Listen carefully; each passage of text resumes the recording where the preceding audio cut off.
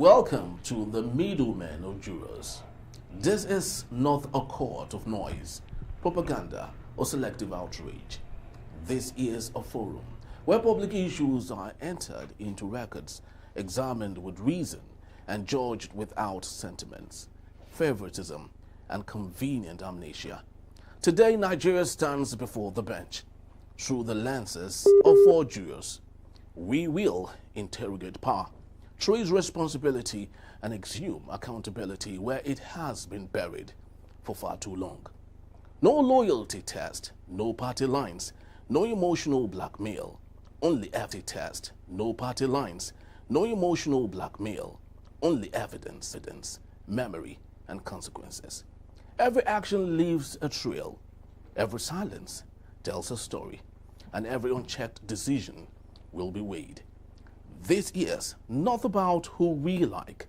It is about what was done, who benefited, who paid the price, and who must answer. Juror Emeka Madunago draws a striking contrast in his case between Narendra Modi and Soludo. He argues that while Modi sells possibility and courts global capital, Soludo punishes local enterprises, turning a fragile economy inwards when leadership should be marketing hope, security, and confidence. Juror Evan Sufeli confronts leadership's failure and its human cost in his case, a generation betrayed. He argues that when a nation is governed by leaders unable to lead decisively, young people pay the price through lost opportunities, stalled reforms, and a future put on hold. Juror Jumoke Alawode James turns the mirror on society in her case. Nigerians enable corruption. She argues that corruption survives because it is defended and normalized, insisting that until citizens stop celebrating stolen wealth and start demanding accountability, the circle will continue. And I, Juror Henry Igwebike, exposes the dark side of power in my case, when power thorns on its own. And I argue that the crackdown on peaceful Makoko protesters reveals a politics that punishes loyalty, silences dissent, and prioritizes elite comfort over human dignity. All these and more after this short break. So stay tuned. We will be right back.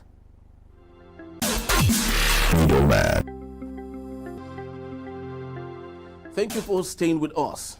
My case: when power turns on its own, Lagos protest and the politics of disposition. What unfolded at the Lagos State House of Assembly was nothing short of a national embarrassment.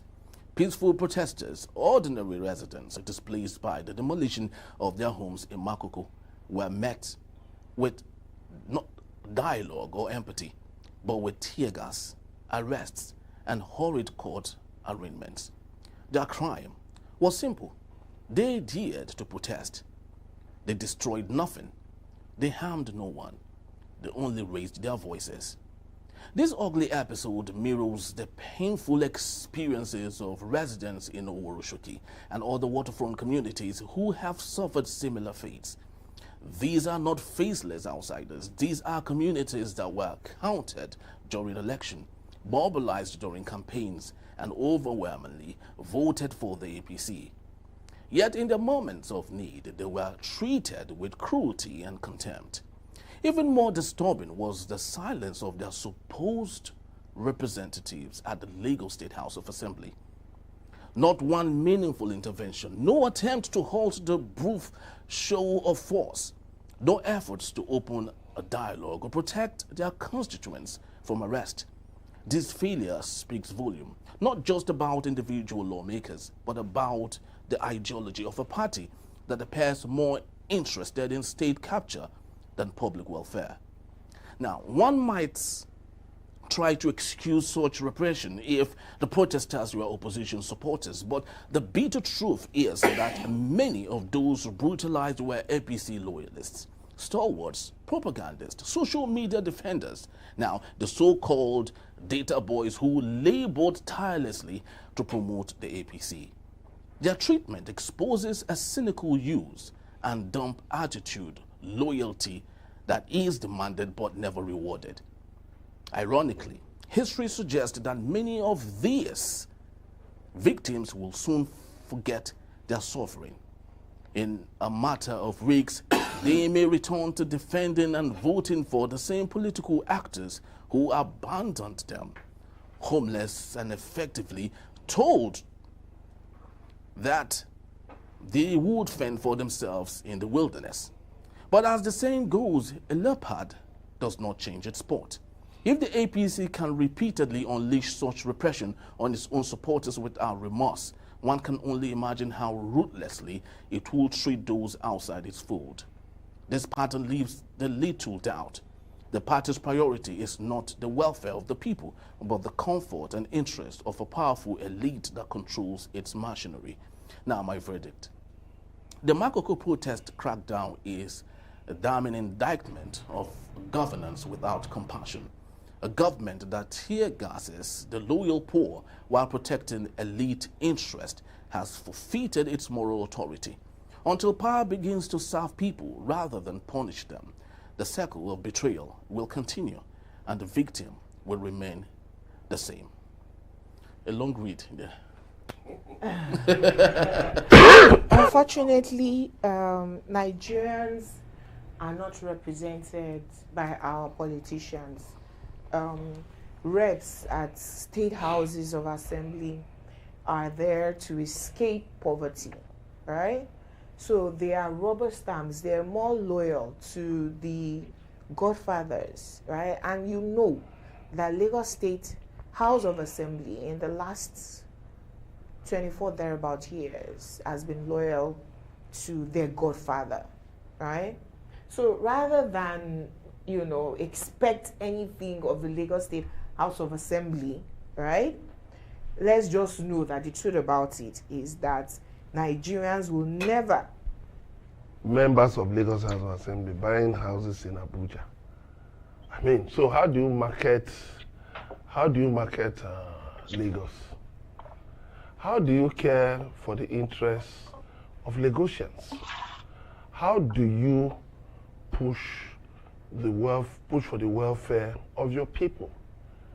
It smacks of a loathing, a contemptuous view of your constituents, as if your constituents don't matter. And the police, it's sad that this is one of the worst moments in our nation, since the Nigeria police was formed in 1930, that,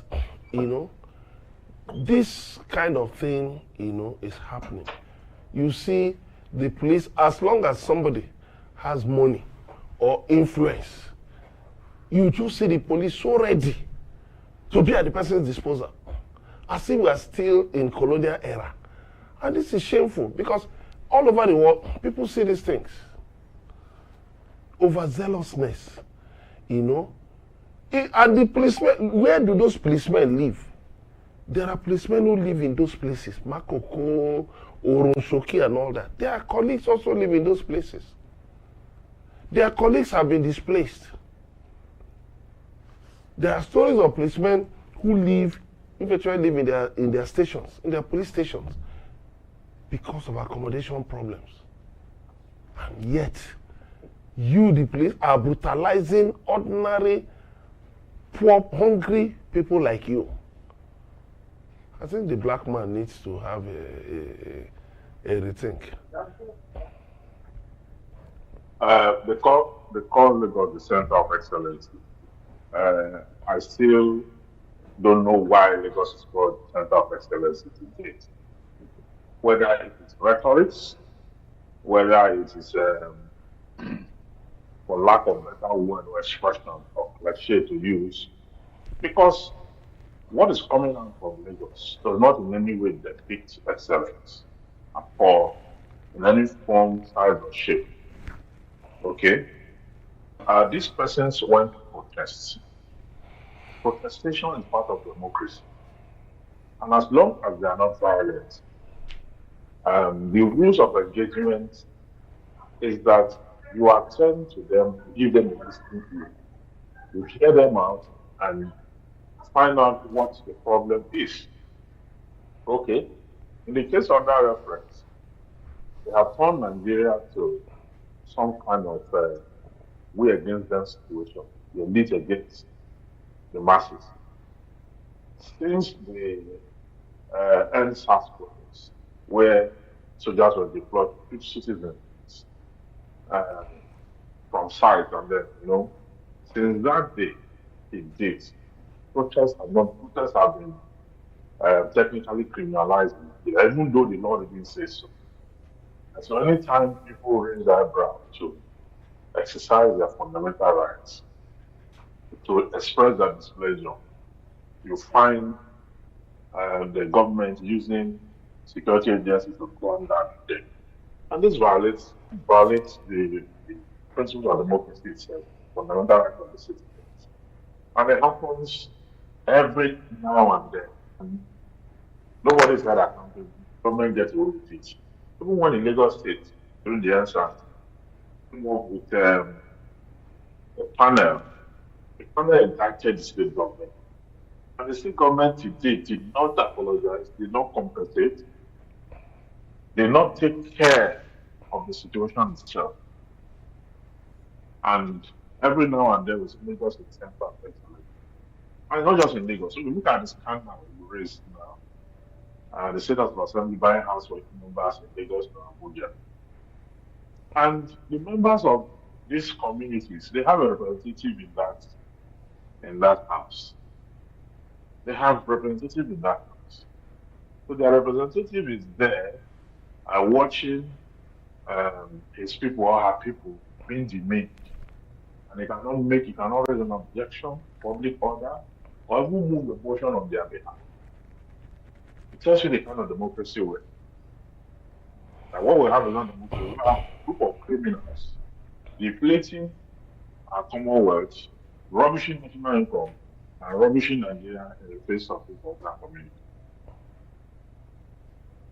Yes, someone made a comparison and said, looking at the place under reference now, that in the colonial era, the white people, Caucasians, actually created the GRA so they can stay apart from or away from the people or in the community that owns the community. When colonialists left, our big men occupied the GRAs, right? And still there was this semblance of maybe a communal harmony between they themselves and the community. Now they are trying to send the people away, totally away from them. Now the same Oworoshoki under reference is being Sandfield as we speak. Right? Now the question is, that same place will be reserved for the elite of the elite. Well, it stinks, man. So if the elites are going to live in a stinky environment... No, they're actually going to make there. You know how it works now. If Eco-Atlantic can be this awesome, who knows? Maybe they might replicate Eco-Atlantic in that area. And it's possible because this is the lagoon, not the ocean. Yeah. It was more difficult, to send away the ocean than it will be to Sanfile Lagoon. But unfortunately for Nigerians, Nigerian politicians do not represent the masses. At all. The state of houses of assembly members go into those houses representing themselves to run away from poverty. I better pass my neighbor is why they become politicians, and they remain loyal to their godfathers just so that they can get the ticket again and again and again. Lagos State House of Assembly has had a speaker 3 going on 4 terms. He's been in the house, if I'm not wrong, since inception, right? He was removed last year, and we remember how that went. So there were rumors that it was the governor who wanted him out because he's planning to run for governor, right, in 2027. And then their godfather now came down and said, everybody calm down, calm down. He had run to Dubai because he was on holiday when he was removed. He had tried to find their godfather, right? it didn't happen. So he was away from office for a few weeks. But anyway, we know how it ended. He's back as Speaker of the Lagos State House of Assembly. His son is local government chairman of Agege. When he brought that son, the people were, you have been in the house forever. Why you want your son? You want your son this, that. Then he went to go and bring one old man that is sickly. Placeholder. God bless you. Eventually, I think the man is still alive, but sickly. Sickly. So his son has now taken over. So you see, Nigerian politicians are about self. Nigeria is the world's capital of poverty. So everybody sort of have this, we have this poverty mindset. We're trying to run away from poverty. So you get into office and it's about yourself, your children and their own children. You don't care what happens to others. So your party loyalists, the same people you will go to, you begged them in 2023 because they lost presidential election in Lagos State to the opposition. So they went begging house to house for Lagosians to vote in their governor Sanwo-Olu for a second term. Now these people, because you want their land, they've suddenly become persona non grata, that you're chasing with police and tear gas. They no longer have rights to life. They no longer have rights to seek accommodation in Lagos because, look, Lagos State's budget for 2026, we are going to be purchasing houses for our house members in Abuja, not just Lagos. So they have conquered Lagos. It's now Abuja where their godfather is. So you wonder how a Nigerian so docile that we have the worst of us leading the best of us. It's unfortunate. Very well. Little wonder Dave Umahi, the current Minister of Works, would say that he's more dangerous now. That his capacity now as a minister is 7 times more than when he was a governor.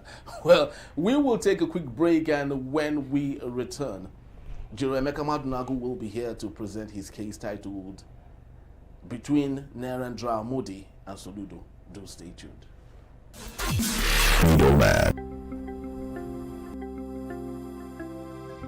Thanks for still being with us. My case: Nigerians enable corruption. There's a growing trend on social media. Nigerians are calling our politicians children who flaunt wealth with no work, no enterprise, no traceable source. And honestly, I'm here for it. We don't hate their success, neither do we envy their comfort, but we demand accountability. When luxury is funded by public money, silence becomes complicity. Politicians should not be leading a country that is poverty capital of the world and their children flaunt millions of dollars online with no known enterprise. That's corruption. Nepalese changed their government for this reason in 2025. Those designer bags, they look like hospital beds that never arrived. Those exotic trips, they sound like classrooms without chairs. Those sport cars, they drive past potholes, darkness, and hunger. What of the fine dining in expensive restaurants? That will feed millions of citizens in our internally displaced persons camps. If your wealth is clean, it should survive questioning. And honestly, Nigerians do not question leaders enough. We support our own thieves here. When affluence appears overnight in a country where millions sleep hungry, the people ought to ask, how? To call out this behavior is to demand justice and fairness.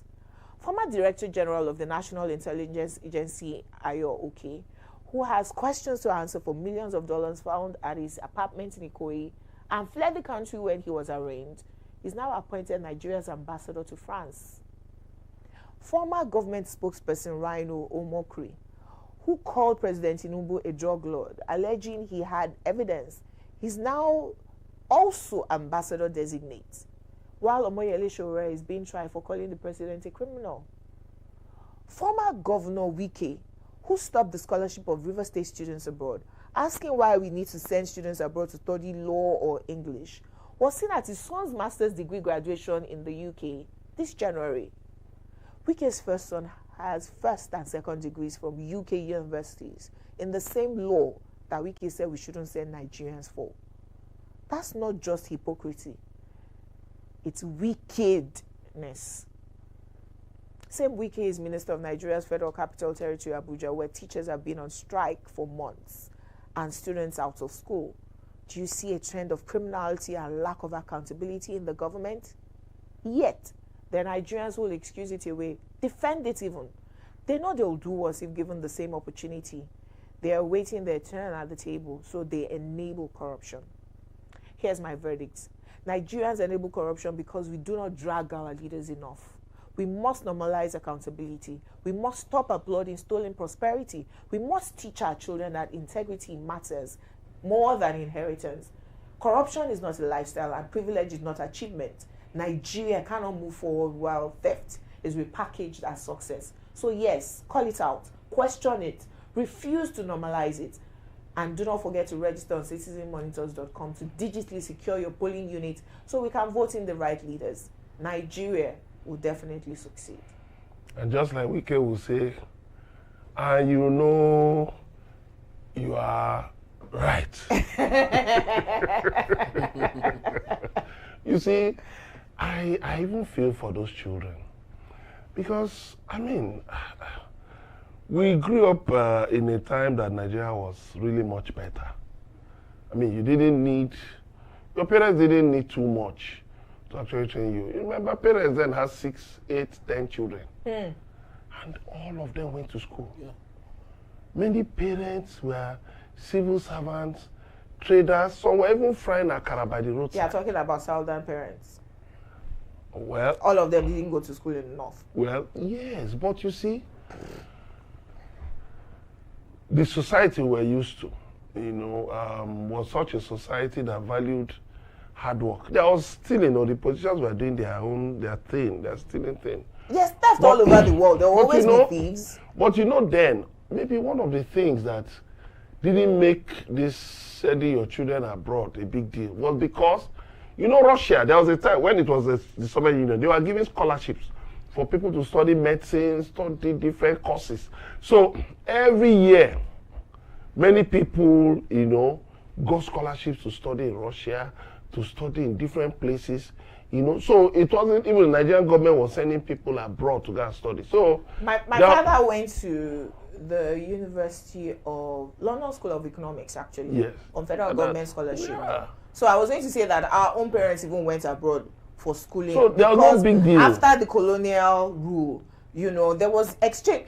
Foreigners would also come to Nigerian universities. Yes. South Africans were here, so Namibians. Yeah, we had Britons, we had Americans who schooled in Nigeria. We had Pakistani teachers, we had Ghanaian teachers, we had Ghanaian teachers. So there was no big deal, It was such a kind of quote-unquote global village. Yeah. But the fact is that as Nigeria degenerated, with Babangida's structural adjustment program, many intellectuals fled. The middle class gradually disappeared and poverty deepened.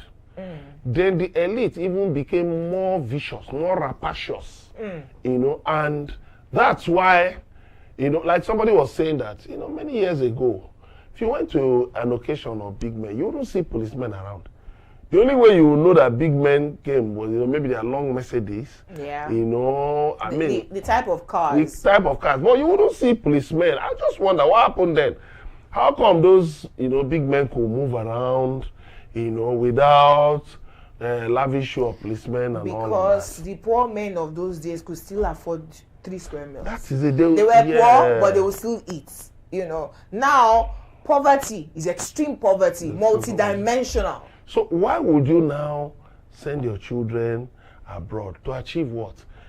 You see, the only thing, honestly speaking, I can say if you send your children abroad is to get an international experience. No, sir. I disagree with you. I will tell you why. The parents who are sending their children abroad is because of the quality of education here. Parents started sending their children abroad when you will spend 7 years to read a 4-year course. Yes. They will send you abroad, and in 3 years, my cousin did from BSc law to masters to PhD in 7 years.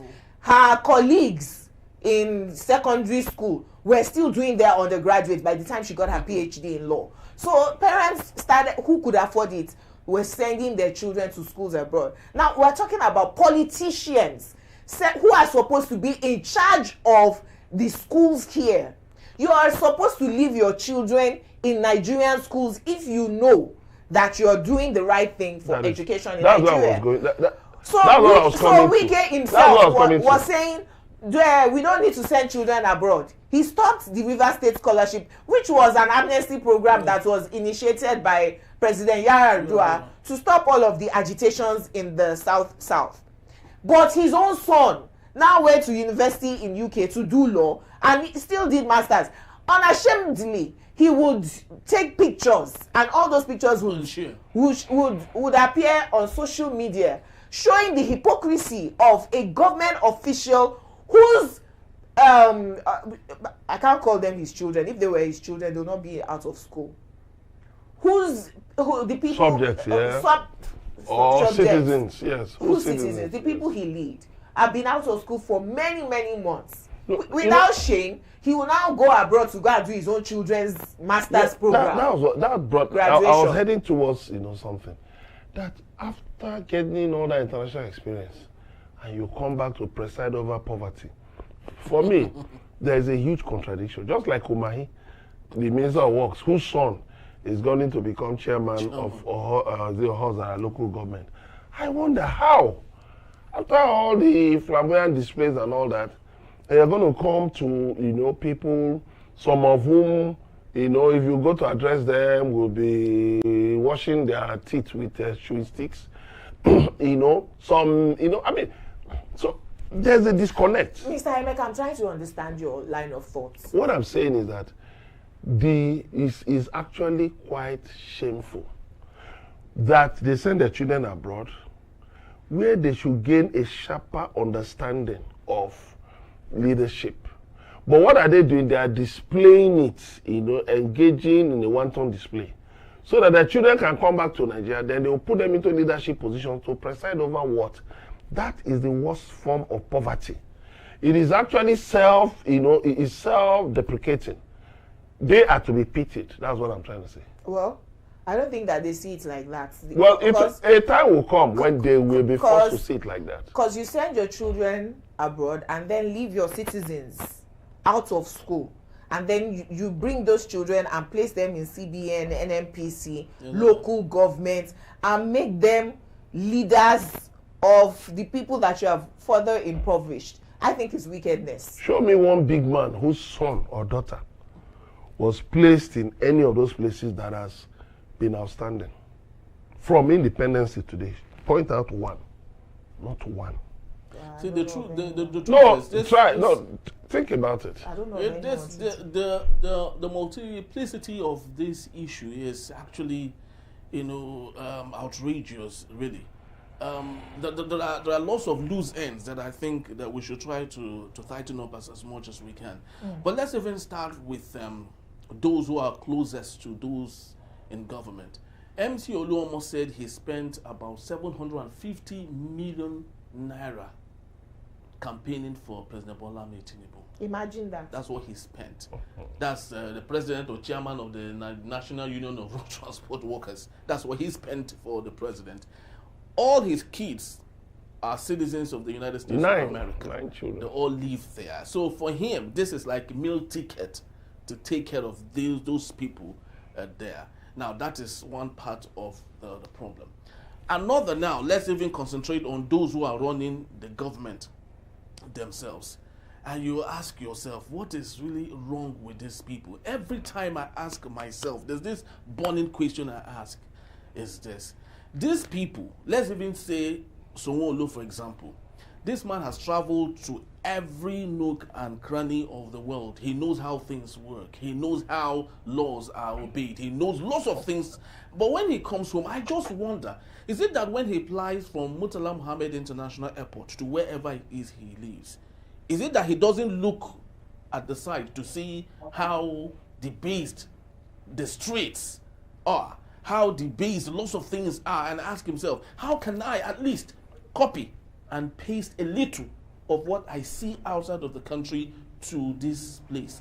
I Show Speed, the streamer, when he came to Nigeria, he actually exposed lots of things about this country that I was so ashamed. Sometimes when I want to watch it, I feel ashamed and I just scroll.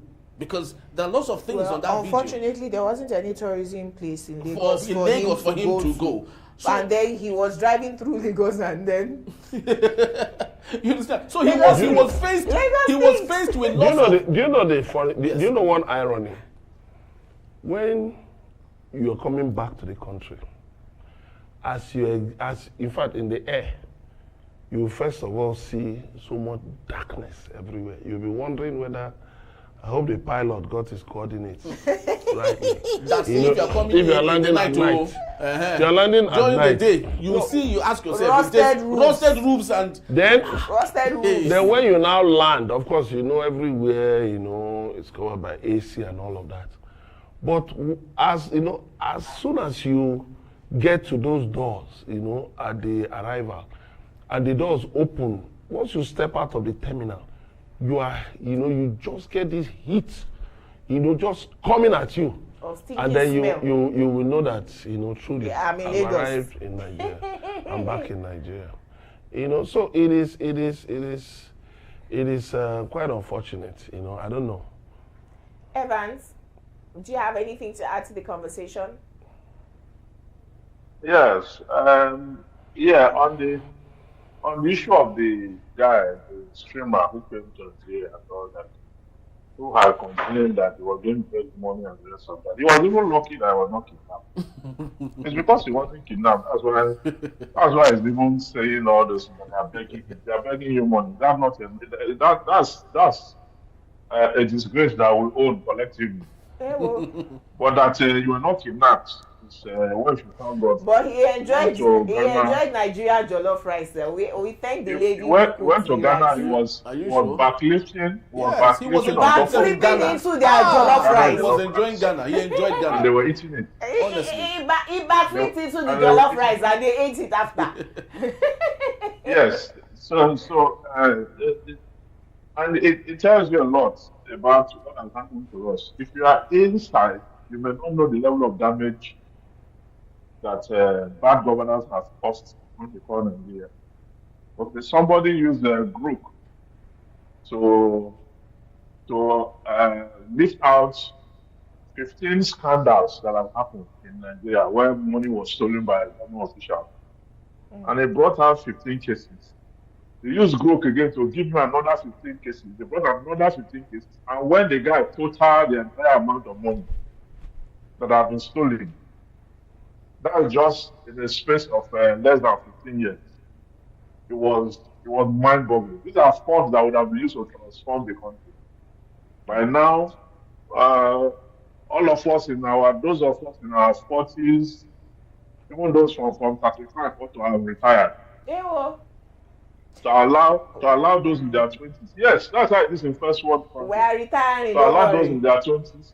To allow those in their 20s to take over the space. But you have a president that was falling and rising and falling up and down in Turkey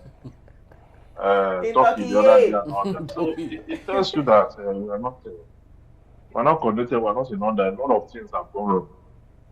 Okay. We will take a quick break, and when we return, Juror Evans Philly will be here to present his case titled A Generation Betrayed. Do not go anywhere. We'll be right back.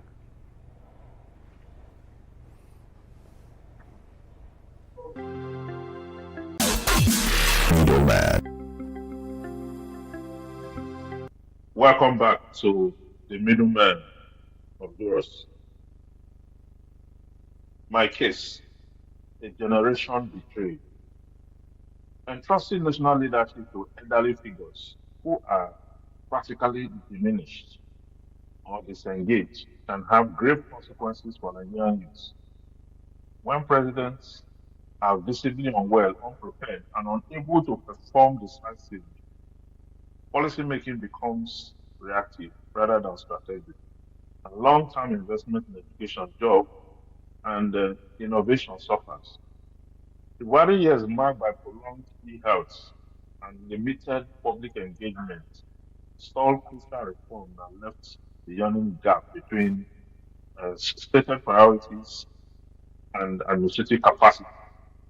The transition to Tinubu Likewise, characterized by concerns about fitness and coherence and deepening uncertainty rather than restoring confidence. The practical effect falls hard on Nigerian youths. Jobs are not created because governance attention drifts. Security policy backwards, making entrepreneurship and schooling unsafe, and corruption persists where leadership oversight is weak. Young people witness the politics of personality rather than institution.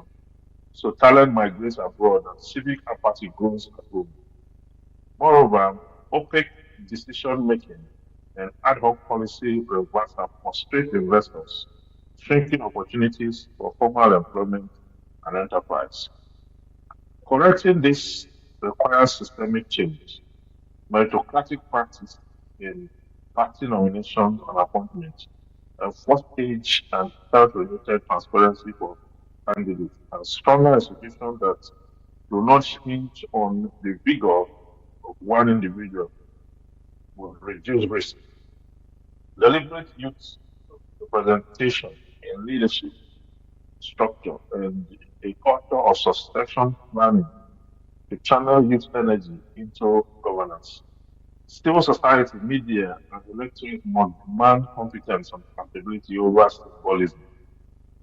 My verdict: Nigeria's future depends on our leaders. Nigeria's future depends on our leaders who can plan, execute, and inspire and prioritizing capacity, opportunity, and inclusion will ensure that the energies of young people are invested in building the country, not wasted amidst the gate of capacitated leadership. Young Nigerians deserve a political compact that values vitality and competence. Reform must be accompanied by civic education, institutional checks, performance metrics for office holders, so that leadership serves as a catalyst for youth opportunity rather than an obstacle. I shall go to wrap again. Yeah, very interesting case. We must transition to real leadership. That's all. Please, in Nigeria's context, what is real leadership? I mean, Because which school of leadership do we have? well, We used to have NIPS, National Institute for Policy and Strategic Studies. It's still there. it's still there. Cool, yeah, It's still still there, there. but It's still there. it's moribund. I do not know. God will bless you. I do not know. It's Our still there. curricula, It's still there. our curricula generally is moribund, right? We have Daystar School of Leadership, and many employers find that employees who have gone through that, they show some level, of leadership in their offices. But again, this is where we ought to be taking what's the right word to describe it, where we're supposed to exchange, these exchange programs. How is Senegal, for instance, doing it? Their democracy has been stable since they got independence from France. Muslim states, no wahala. If it is 7 years, it is 7 years. If it is 5 years, it's 5 years. No military interregnum. None since 1960, right? And the people are happy, with their government. When they are unhappy, they go on the streets. They are very united in protesting. Go on the streets and remove the government, But Nigeria, I don't know if it is the God factor. God will help us. Everybody just looks up to God for the solutions we ought to create for ourselves. Yes, and speaking about that, sorry to interject there. Right. Someone was analyzing how that lots of churches, especially as we entered into the new year, lots of churches declared some 30 days of fasting, others 100 days of fasting. And guess the reason for the 100 days and 30 days of fasting? That God would bring down exchange rate. Yes, that pump price of fuel would come down. That Tinubu would win again. lots of other things. And that raises the big question. I've never seen any country in the world that prayed and the exchange rate came down. I've never seen any country that they indulge themselves in prayer and technology. So religion is our problem. It's part of the problem. I think I think religious leaders, many religious leaders have a wrong idea of what their role is. They are dubious. Can I tell you what? No, even beyond being dubious, they are ignorant also. They are ignorant and confused. You know why I say so? You see, this idea that God will bring the exchange rate actually shows that people don't even understand who they are supposed to be. Look at Dangote, Alhaji Aliko Dangote. Just one individual decided to build a refinery. And then, you see, he has insisted on local refining. And look at how it has, significantly shaped, helped to reduce, dependence on imported products. Now, if these churches that are telling people to pray for this and that can actually take take some of the money that they get from people and invest, set up special purpose vehicles, invest in factories, invest in farms, agro. Excuse me, sir. The churches you are talking about, they took over the factories. Yeah, that's what I'm saying. That's what I'm coming to. Venues for no. You see the fact now, your members need jobs. So vacate. But at least for real estate, they still kept the real estate running now. If not, those factories would have been abandoned. Those factories would have been abandoned because they didn't destroy the factories. They only bought over the factories. No, they took over real estate sites, right, that were formerly factories and turned them to 100,000. No, yes, you can't blame them for doing that because the people who were managing those factories, somehow, unfortunately, the economy happened to them. Yes, so the factories. No, I'm coming. What I'm saying is this: you are still saying the same the churches couldn't have revamped them at that time, but now taking over the factories, you revamp them. Yes. No, they needed to grow now. If a church said they took over, if a church that had only 3,000 members said he wants to expand to 100,000, you will have to get to 100,000 now. To start another new factory.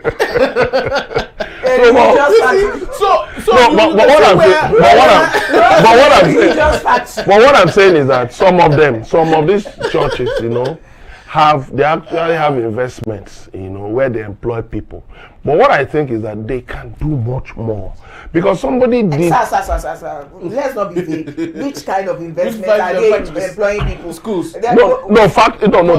What of them have producing different things for the economy. No, producing drinks.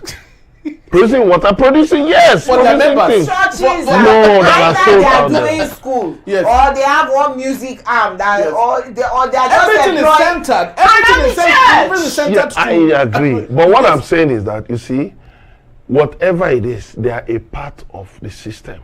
They are a part of the economy. At least they are doing something. We can now challenge them to do more. And it's not just let's not just face churches. Sir. What about the other faiths? And then what about those who traditionalists are not our problem in Nigeria? Yes. Why? Who said? How are they? They are just but Anambra Governor Chukwuma Soludo chase them out now. They are just worshiping their God their own way. They are not our problem. No, they are part of the problem. How? Other faiths. How? Other faiths. And I'm saying but you remember, native doctors, as they are called. There are native doctors who are even facing trial now, like in Anambra State. For killing people. Yes, for actually encouraging kidnapping. Well, a murderer. That's okay, another, yeah. So what I'm saying is that all of us are corporately guilty, whether it's churches, whether it's mosques. Yes. So what I'm saying is this: when we talk about leadership, let's drill down right to our homes, our offices. What kind of leadership culture do we have in those places? Let me tell you, somebody was talking about one of the multinationals that left Nigeria. I was saying that, yes, we know the economy nosedived, when Tinubu brought in some of his policies.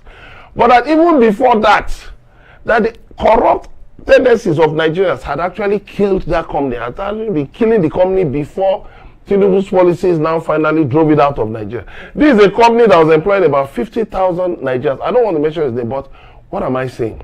Look at the other companies too, how Nigerians ran them down. So what we must decide is that Nigerians, our attitude must change. Who is going to lead the charge? All of us. We are here talking. Okay. If we find ourselves, maybe we are all in one corporate responsibility or the other. How do we discharge our responsibilities? If tomorrow now maybe we get some money, set up a business and all of that, how do we mentor the up and coming generation? Do we teach them to add zeros behind zeros?